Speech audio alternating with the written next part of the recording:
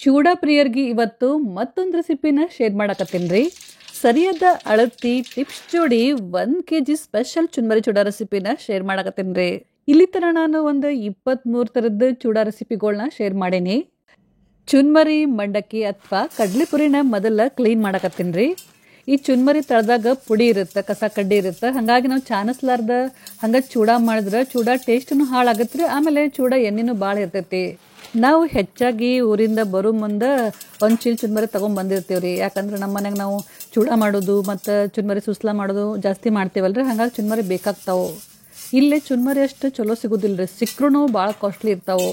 ಹಾಗಾಗಿ ಇವತ್ತು ನಾನು ಸ್ವಲ್ಪ ಅಂಗಡಿಯಿಂದ ತೊಗೊಂಬಂದೀನಿ.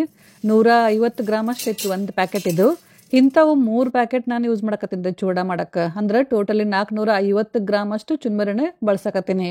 ನೋಡ್ರಿ ಎಷ್ಟು ಪುಡಿ ಕಸ ಇತ್ತದ್ರಾಗ.